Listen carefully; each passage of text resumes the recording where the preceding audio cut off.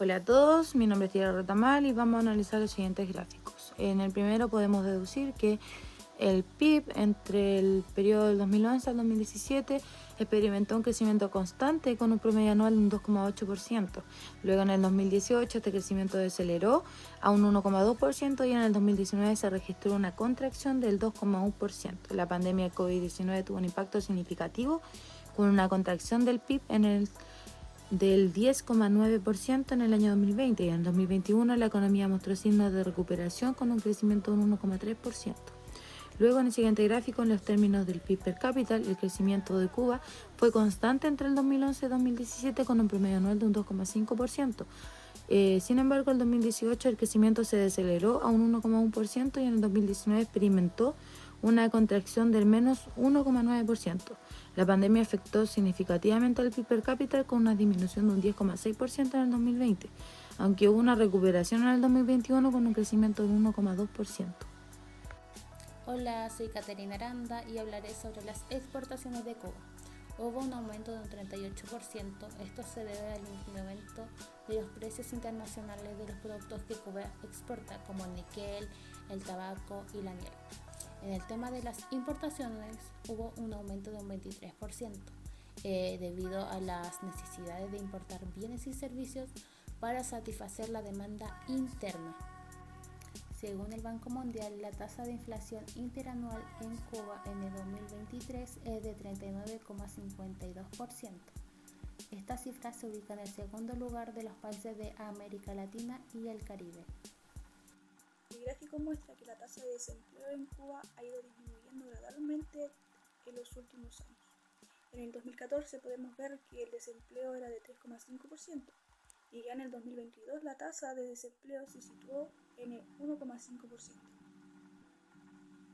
El salario mínimo de Cuba equivale aproximadamente de 12 a 19 dólares mensuales, lo que lo sitúa actualmente dentro del penúltimo lugar de los países de Latinoamérica con el sueldo más bajo. La inversión extranjera directa en Cuba ha experimentado un crecimiento constante en los últimos años, alcanzando un máximo histórico de 2.200 millones de dólares en el 2022. La tasa de impuestos en Cuba que afecta a la inversión extranjera directa es del 15% sobre las utilidades netas imponibles en las empresas extranjeras, según la Ley de Inversión Extranjera del 2023. Hola, mi nombre es Valentina y te voy a hablar sobre el gasto fiscal de Cuba, que según los cálculos, estos datos implican que la previsión de ingresos del gobierno cubano para 2023 es de alrededor de 240.091 millones de pesos cubanos, lo que son 9.604 millones de dólares, en donde también se ven reflejados los gastos, que son 309.91 millones de pesos, los cuales son 12.364 millones de dólares. Los medios oficiales también publicaron en julio de este año 2023 que el déficit fiscal en 2022 ascendió a 70.376 millones de pesos, lo cual sería 2.815 millones de dólares, lo cual es un 7,2% menos que las previsiones actualizadas en este año, lo cual es súper importante porque en consecuencia de esto, la previsión para este ejercicio sería algo menor. En 2019, la deuda pública de Cuba era del 13,8% del PIB. Esto significa que por cada 100 pesos cubanos que se producen en la economía, 13,8 pesos se destinaba para el pago de la deuda pública. Ahora, en el 2022 la deuda pública aumentó nuevamente a 119% del PIB. Esto puede deberse a la combinación de factores, como la continuación de sanciones económicas impuestas por Estados Unidos y la incertidumbre política en Cuba. La tasa de riesgo de Cuba ha estado a un nivel muy alto durante varios años debido a una serie de factores que incluyen que la economía cubana es pequeña y cerrada, lo que lo hace vulnerable a los shocks externos. Además que Cuba tiene una deuda externa muy alta que representa un gran porcentaje de su PIB. Cuba tiene un historial de incumplimiento de sus obligaciones de deuda. Esto significa que Cuba tiene un alto riesgo de incumplimiento de sus obligaciones de deuda. La principal ventaja competitiva de Cuba se encuentra en su próspera industria turística. Gracias a su ubicación estratégica en el Caribe, atrae visitantes de todo el mundo hacia sus playas. Esta combinación de factores naturales ha contribuido significativamente al desarrollo y crecimiento del turismo en Cuba, posicionándolo como uno de los atractivos más visitados por turistas. Hablando sobre la corrupción y la transparencia, Cuba ha tenido 45 puntos en el índice de percepción de la corrupción que publica la Organización de Transparencia Internacional, en el cual vamos a ver más adelante en el gráfico todos los países que están. Y bueno, su puntuación ha descendido en este último informe, lo que significa que los cubanos perciben un incremento de corrupción en el sector público del país. La disminución de su puntuación ha provocado que Cuba empeore su posición respecto al resto de los países que aparecen mencionados, hasta en el puesto 65 del ranking de percepción de la corrupción, en donde está formado por más de 180 países.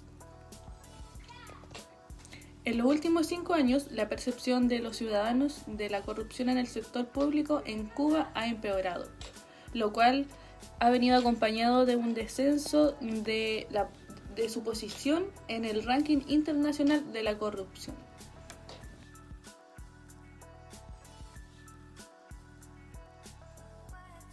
El regulador de la política monetaria es el Banco Central de Cuba. La tasa de interés activa se encuentra actualmente en un nivel de un 10% anual. Esta es una herramienta importante de la política monetaria del Banco Central de Cuba para controlar la oferta monetaria y la inflación. El principal índice bursátil de Cuba es el índice bursátil de Habana. Está liderado por empresas del sector azucarero, financiero y energético. El índice ha tenido un comportamiento positivo en los últimos años, creciendo de un 10,3% en el 2022 a un 5,2% en lo que va del 2023. Este es un índice de precio, por lo que no refleja el rendimiento de las empresas en términos de dividendos. Al costado puedes apreciar una tabla en donde vas a ver cuáles son las empresas que componen este índice y con su respectiva ponderación. El índice de Gini de Cuba ha aumentado en los últimos años. Esto significa que la desigualdad en Cuba ha aumentado con mayor concentración de la riqueza en manos de una minoría. La desigualdad es un problema importante para Cuba, ya que puede conducir a una serie de problemas sociales como la pobreza, la delincuencia y la inestabilidad política. La tasa arancelaria de Cuba se clasifica en 3 categorías. Las generales, que son las que se aplican a la mayoría de los bienes y servicios importados. Las preferenciales, que son las que se aplican a los bienes y servicios importados de los países con los que Cuba tiene acuerdos comerciales. Y las específicas, que son las que se aplican en los bienes y servicios importados en función de peso o volumen. Bueno, conociendo las barreras arancelarias, Cuba tiene aranceles relativamente altos que en un promedio se sitúan en el 20%, en donde los aranceles más altos se aplican a los productos que compiten con la producción local, como los alimentos, los productos agrícolas y los productos manufacturados. En cuanto a las barreras no arancelarias, Cuba establece límites a la importación y exportación en sectores claves, como el azúcar, el petróleo, productos agrícolas, en donde impone requisitos como el etiquetado en español y también aplica normas técnicas en donde son rigurosas para los productos importados. Y también otorga subsidios que pueden afectar la competencia al favorecer productos locales. En Cuba, el tipo de cambio real es inferior a 1, lo que significa que los bienes y servicios en Cuba son más baratos que el resto del mundo. Esto puede ser beneficioso para los exportadores cubanos, pero puede ser perjudicial para los importadores cubanos. Bueno, hablando de un tema crucial, los salarios en Cuba son bastante bajos, con un promedio de 370 pesos cubanos, que aproximadamente son $12 estadounidenses, en el año actualmente 2022, que es lo más actual que se puede visualizar. El sector público ofrece salarios más altos, en donde tiene un componente fijo y también bonos, mientras que el sector privado, que emplea por horas y sin beneficios, en donde se obtienen los salarios más bajos del país. La población activa en Cuba es alrededor de 6,5 millones.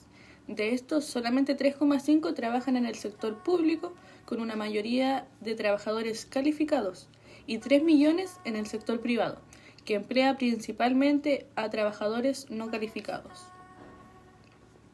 Bueno, en cuanto a la manufactura calificada, en este país, en Cuba, aproximadamente cuenta con un 2,5 millones de trabajadores calificados, lo cual sigue siendo 1,5 en el sector público y 1 millón solamente en el sector privado. Los sectores claves para la mano de obra calificada son salud, educación, ingeniería y tecnología. Bueno, en cuanto a la manufactura no calificada en Cuba, la manufactura de obra no calificada es considerable, en donde alrededor hay 4 millones de trabajadores, de los cuales 2,5 están en el sector público y 1,5 en el sector privado. Los sectores son el sector agrícola, la construcción, la manufactura, en donde son estos tres los principales empleadores de esta fuerza laboral. El mercado laboral cubano es válido y el Estado es el principal empleador y supervisor del sector público. Cuentan con un salario mínimo y las regulaciones laborales pueden ser complejas y contradictorias. Bueno, tenemos diversos índices en donde también vamos a denominar tres, el cual está Habana, que mide el rendimiento de las acciones de las empresas en la bolsa de valores de Habana. También está la capitalización bursátil, que a diciembre de 2023 hay 1.200 millones de dólares. El índice bursátil de América Latina también evalúa el rendimiento de acciones en las empresas, en donde está la bolsa de América Latina.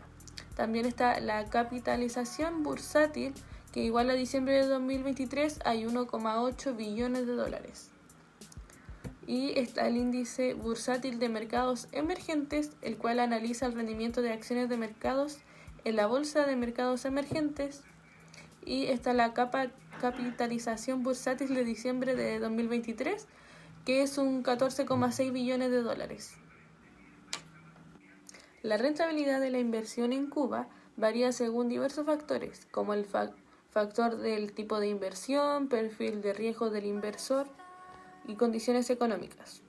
También tenemos sectores como el turismo, servicios, agricultura e industria, el cual tienen bastante potencial, y el tipo de inversión y el riesgo asumido influyen en la rentabilidad, la cual está estimada entre un 5 y un 20%, en donde hay ejemplos que muestran que el turismo tiene una rentabilidad del 15%, la agricultura del 10% y la industria del 5%, en donde la estabilidad económica y el crecimiento del país son claves para mejores oportunidades de inversión.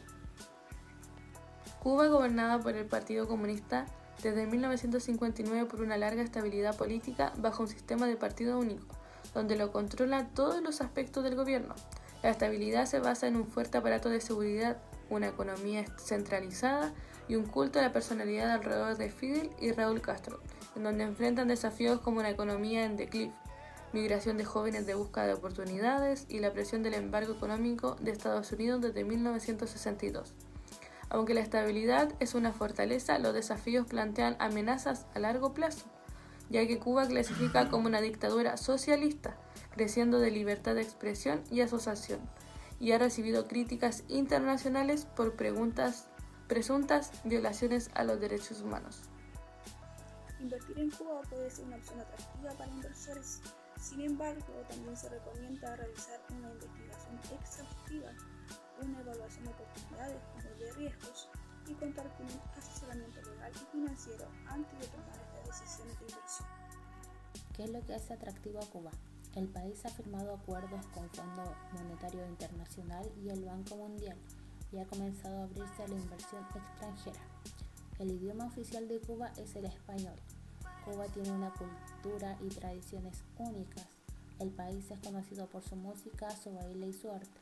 Esto puede ser atractivo para las empresas que buscan aprovechar el potencial cultural y turístico de Cuba. La inversión productiva es una prioridad para Cuba. La inversión en sectores como la agricultura, el turismo, la industria farmacéutica y la energía renovable podría ayudar a impulsar el crecimiento económico y mejorar el nivel de vida de la población. Cuba tiene restricciones a la inversión extranjera en actividades estratégicas participación mayoritaria en empresas mixtas y cumplimiento de normas. Estas restricciones están diseñadas para proteger los intereses nacionales de Cuba y garantizar que la inversión extranjera contribuya al desarrollo económico del país. La rentabilidad esperada para Cuba se ve influenciada por diversos factores como el crecimiento económico, estimado en un 2,5% en 2023, la estabilidad política y social, el entorno regulatorio y el acceso a mercados internacionales. Aunque el país ha experimentado cambios incluyendo apertura del turismo y reformas para atraer inversión extranjera, persiste la incertidumbre política.